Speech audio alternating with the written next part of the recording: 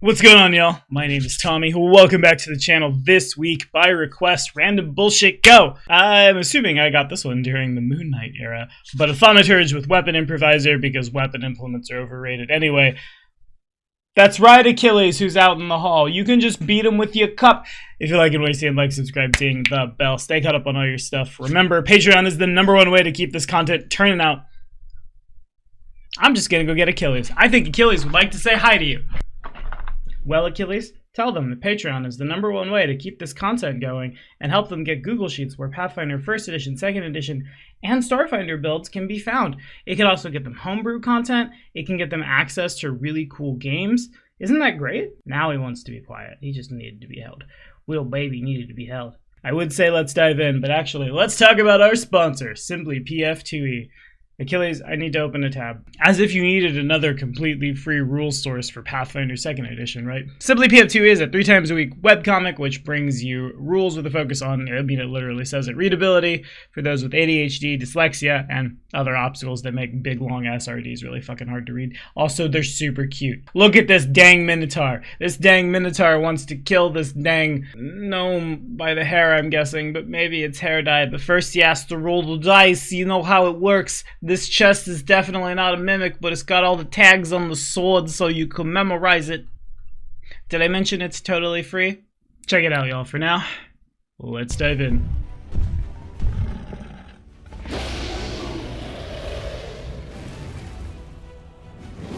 Okie dokie. So, before we get down to business on this one, I, for some reason, feel like I might be talking to people brand frickin' new to the system. So, the Thaumaturge is a super go-wide class. Based on the implements you choose, it gets different actions, different reactions.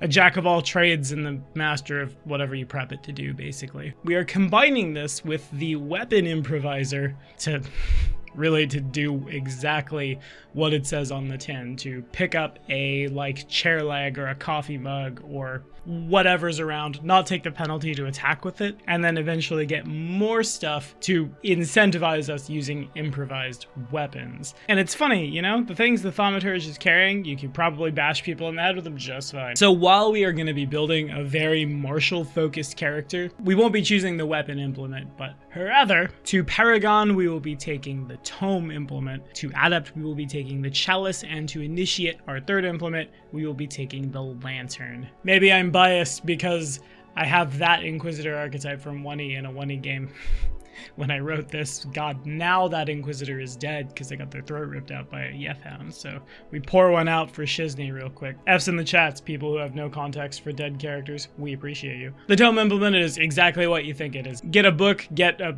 fucking slab that somebody carved in, and then beat the shit out of people with it. Whilst holding our tome, we get a +1 circumstance bonus to all skill checks to recall knowledge. Yeah, we're doing that today. During daily prep, this gets you the trained proficiency rank in 2 skills of your choice until daily prep. I'm using this a lot on an investigator in Outlaws of Alkenstar. I've said a lot on the channel that lore the plot is a really, really good choice, but now I've done that and it feels really good.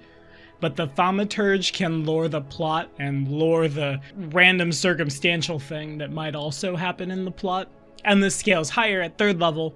You become an expert in one of the skills. At 5th, you're an expert in both. And then tomorrow, when you no longer need to know about the Church of Bry, but for some reason you need to know how to pilot an airship, boom, got him. The Adept benefit is the big one, and kind of what we're building around today. The Adept benefit says that whilst holding your tome, at the start of each round, attempt a check to recall knowledge about a creature of your choice that you are observing. If the check succeeds, you get a +1 circumstance bonus to your next attack roll against that creature before the start of your next turn. This also makes you master in the skills you're getting temporarily stuff about. But we're going to talk more about why this is really cool later. At first, I just wanted to beat people up with a book, but then there's a lot of synergy here that it's just, Level 9 gives you something like that other game's Divination Wizard. When you use Intensify Vulnerability, roll a d20, set the result aside.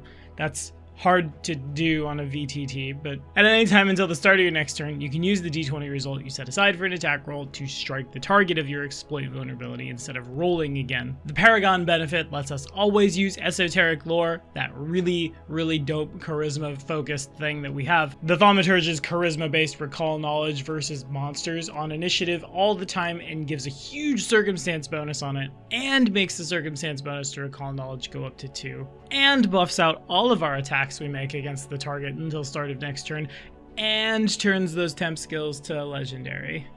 Knowledge is power. This is crazy good. The Chalice is healing. Sipping from the Chalice gives you 2 plus half your level temp HP till the end of your next turn. Draining the thing gives you 3 HP per level until 10 minutes pass. This also gives you a source of improvised positive or negative damage, which I think is really hilarious. Just dump the contents of the Chalice on the vampire and watch him pop like bacon on the skillet. Lantern and Tome work really well together, it turns out, but the initiate benefit of the Lantern lets us free action essentially make the light cantrip. There's probably some argument for improvised fire here, but I'll leave that to your GMs.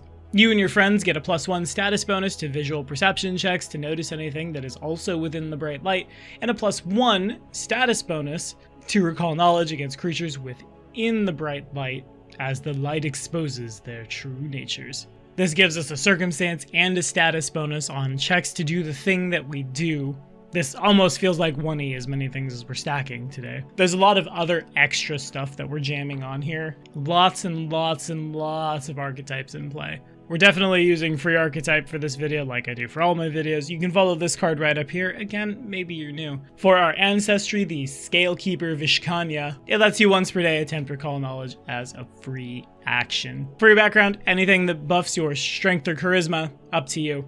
For our starting ability scores, we're looking at a charisma of 18. It's what fuels esoteric lore. It's what's therefore fueling our recall knowledge checks, which, as you're gonna see, we really, really want to stick. A strength of 16 because we also want our cup and our book to stick when we smack people with them. A dex and con of 12, an int and whiz of 10. I don't want to say stay away from the front line because, like, you're definitely a marshal and you definitely want to hit, but like let the barbarian go in the door first. Follow behind him. That seems smart.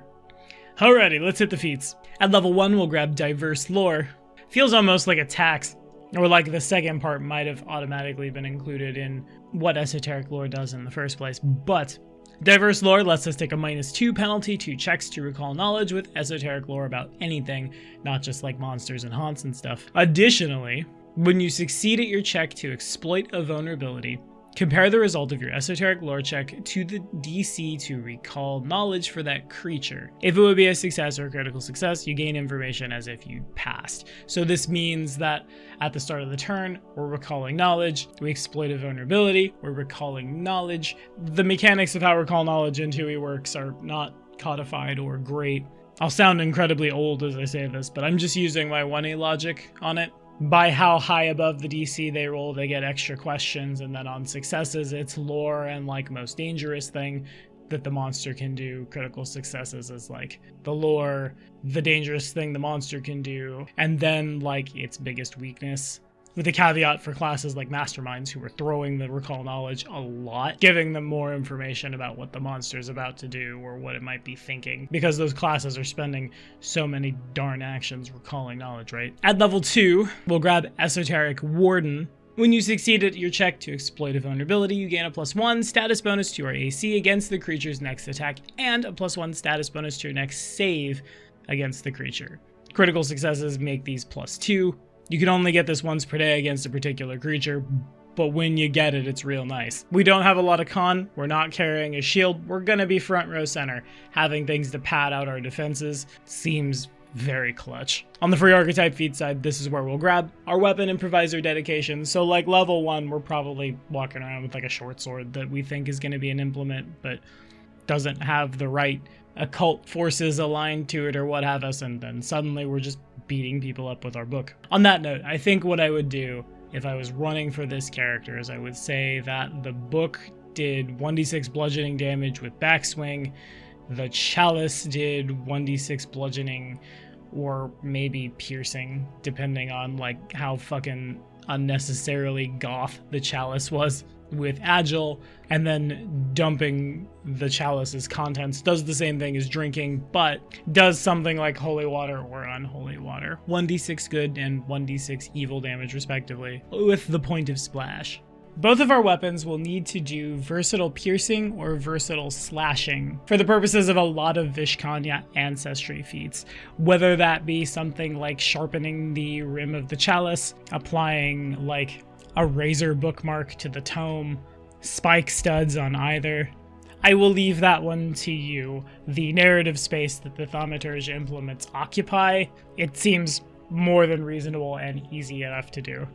At level 4, Instructive Strike for one action. It says make a strike. On a hit, you can immediately attempt a check to recall knowledge about the target. On a crit, you gain a +2 circumstance to the check. This adds even more dice thrown at recall knowledge, which again gives you more information on lots of successes up to the point where the GM is begging you to there's nothing else, you know the stat block. Helps pad out failures, helps make for interesting contradictions with critical failures, helping us continue to do that thing that we do. And then another one action thing, Improvised Pummel, for when you know all the shit you need to know and you're just in swing mode. For one action, make a strike with a wielded improvised weapon. You gain a +1 item bonus to the attack roll, and it deals 2 weapon damage dice if it would have dealt fewer. So that last bit there about being difficult to break probably catches a lot of Thaumaturge implements, but it also stops us from critting. And like the intended function of a lot of our items from like the strict material point of view probably isn't do occult shenanigans. So I feel like a Thaumaturge can swing their book, break the spine of the book, and then still have the ability to do all the esoteric shenanigans with it. If not, quick repair. Talk to your friend the inventor. Put bubble wrap around your chalice before you swing it. Y'all do y'all. At level 12 you get 2 dice and a +2 item bonus, and at level 16 it's 3 dice and a +3 item bonus to continue to scale with the marshals who aren't cheesing. At level 6, on the feat side, we'll grab Sympathetic Vulnerabilities. Pathfinder 2nd Edition is so often building wide, not building tall, and more tools in the toolbox. So, when you apply Mortal Weakness to a single target, and then that Mortal Weakness bounces out to other creatures with that weakness, the text calls out red dragons and fire elementals, but like demons, lycanthropes, so on. I feel like this will have more mileage than maybe I'm thinking originally as I put this on the build. Surprise Strike on the archetype feat side says that when you hit someone with your book or cup and they've never seen you do murder with a book or cup before, or I guess that otherwise ignorant of your skill bit might mean like animals, they're flat-footed against it. Easy to make a big exploit vulnerabilities crit. We love that. And then at level 8, something we don't love, but I'm going to take anyway, it's Know-It-All. When you succeed at a knowledge check, you get additional information. When you critically succeed, at the GM's discretion, you might get even more. So the success becomes a critical success. Critical success sometimes becomes criticalist success if your GM is kind. I just wish this was more codified. I know I'm putting this on the internet and not every GM is going to GM this the way I would, and so there's going to be a shitload of variance. For me, like I said before, my go-to is if someone rolls a success, I'll tell them the lore of the thing and the scariest thing it can do, and then a critical success is lore of the thing, scariest thing it can do, then weakness, with checks round by round giving them more information about like tactics. In this case, if I saw this, a success would be its weaknesses and the scariest thing it can do. A critical success would be, honestly, I think the way I would do it on the additional information would be to frame what I'm going to do with the monster in character without saying, okay, next turn I'm going to have the monster use its 2 action thing that moves it a lot, and then it's going to attack twice for 1 with its 1 action 2 strike thing. Such a way that the person who knows all of the things about the thing they're fighting can plan for it. And you know who else knows a lot of things about things they fight and can plan for it? The Ranger. At this point, Make sure your dexterities come up to 14. We will be taking the Ranger dedication. As it so often is, I gotta shout out somebody in the community, not me, for finding this gem. Axe, you remember that time you talked about a Ranger Thaumaturge dual class and how it could do some dumb stuff? We're doing that here. The dedication itself gets you trained in survival and gives you Hunt Prey. Hunt Prey gives you a +2 circumstance bonus to perception checks to seek your prey, survival to track, the penalty for ranged attacking into your second range increment, so like our improvised holy water, throw the contents of my cup at you like a drunk noble at a party is slightly better. And then at level 12 we're going to grab Monster Hunter and Monster Warden. Hunt Prey is one action. As part of the action you use to hunt your prey, you can attempt a check to recall knowledge about your prey. When you critically succeed at identifying your hunted prey with recall knowledge, you note a weakness in the creature's defenses. You and allies you tell get a +1 circumstance bonus to your next attack roll against that prey. You could pass this bonus out only once per day. But at the start of the round, when it's flat-footed to the rogue and the fighter has a sudden charge lane and suddenly here's a circumstance bonus for everybody, that's tasty. We like that. Monster Warden also passes out a +1 circumstance bonus to your saves and AC against that particular creature's next scary attack or ability. Esoteric Warden is a status bonus. Monster Hunter is a circumstance bonus. This hits my 1E brain in a really, really good way with the amount of stuff that's stacking here. That's ugh. And it spreads out to everybody. The math in 2nd edition is so tight. We all know this, or you're new here. Hi. The math in 2nd edition is really tight. +1s matter a lot, and now suddenly everybody can have a +1, and you can have a +2. That's gnarly. That tips encounters pretty hard in a really, really cool way. But level 10, Share Weakness. For one action, when you are exploiting a creature's vulnerability using Mortal Weakness, you let your friend drink from the cup, or you like rip out a page from the book and wrap it around their weapon or something. This establishes a personal link that allows your ally to affect an enemy as if they were you. They get the weakness from Mortal Weakness in the same way your strikes do. This ends when your exploit vulnerability ends or your shared weakness ends, but conceptually, hitting people in the head with a cup is really funny and I like it, but it doesn't do as much damage as hitting them in the head with an axe. Support mains in the chat sound off. This is like my favorite kind of thing to do.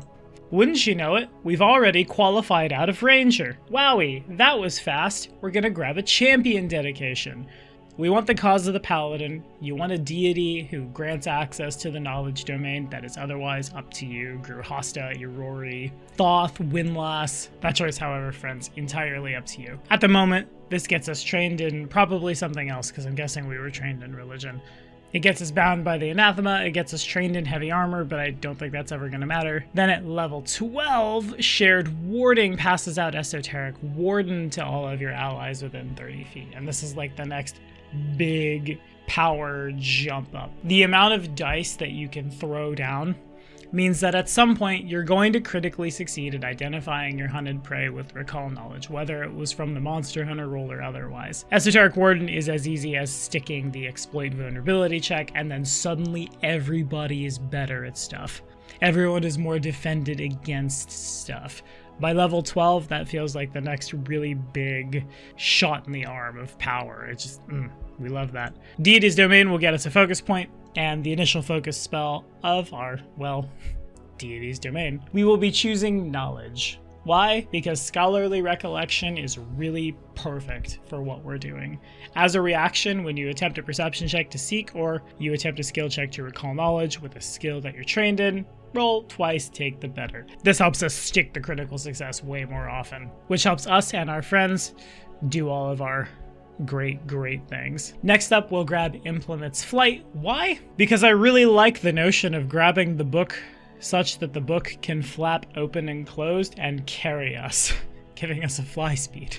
It's hilarious. What's in the chalice? Is it the blood of an angel? Is it distilled holy water mixed with herbal remedies? None of the above? It's just Red Bull? Huh, it really does give you wings. Wow! Alongside this, the level before we got a general feat. We had to use that general feat for weapon proficiency. I really wish there was a deity that gave access to butterfly blades. As of this video, there is not.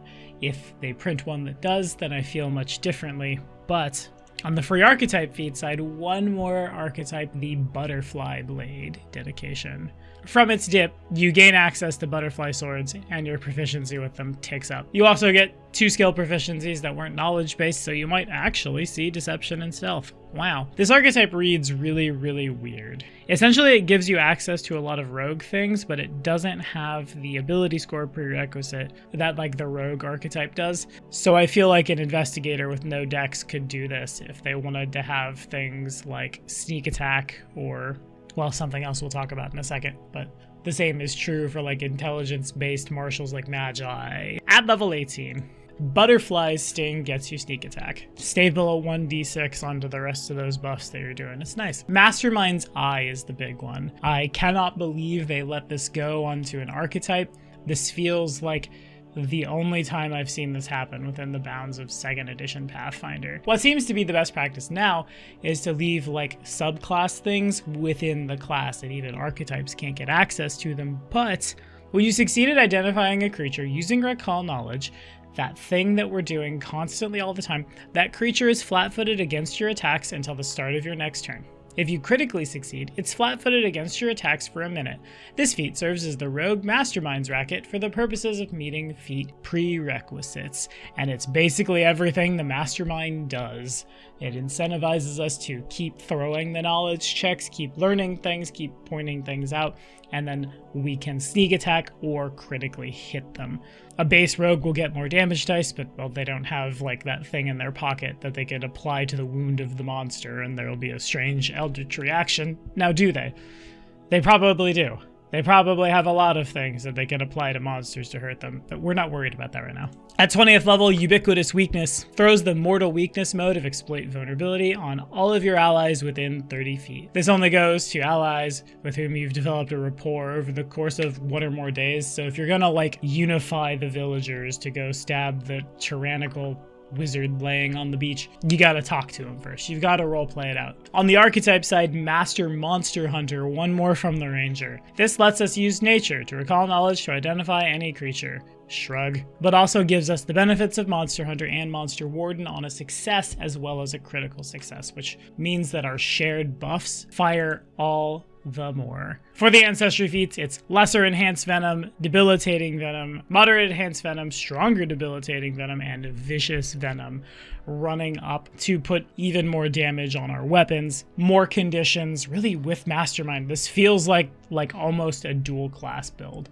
and almost entirely a Mastermind rogue. And it lets us be the big support powerhouse while also doing a lot of damage. Then for the general feats, it's Toughness, for the more HP, Die Hard, so there's one more tick before we pass away and have to make a decidedly less cool character concept. Incredible Initiative to go first and get the buffs ticking. Weapon Proficiency with Butterfly Blades, just to jump into that archetype. That one's just to build a little tall. And then Kenny Acumen lastly for our reflex save. For our items, really you can just blow a lot of money on your armor because you've got the weapons unlock because you're carrying them. Same is true with consumables as well. Consumables in 2e tend to be a little expensive, but if you don't have to blow your money on a weapon, you can help buy them and pad the support theme out. But the Brooch of Inspiration gives you a +1 item bonus, scaling upwards, of course, to checks to recall knowledge with lore skills, like esoteric lore.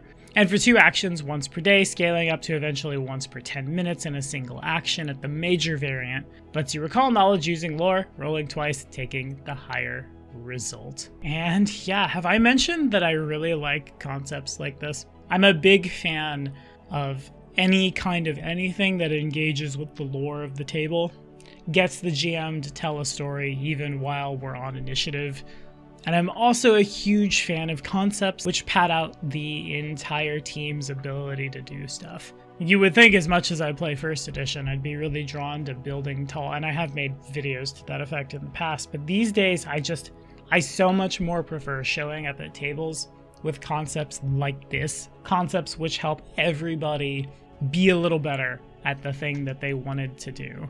Doubly so in the bounds of 2nd edition. You're passing out status and circumstance bonuses to everybody, so casters can make different choices when they're prepping their spells because they know you've got it, and everyone knows they're going to be slightly better at the concept that they wanted to get up to. This is a win on top of a win on top of a win, and you can play this almost anywhere and I'm super here for it. But that's all the time I have for this one. What do y'all think? What's your favorite improvised weapon or improvised weapon story? Let me know down in the comments. As always, thank you all so much for watching.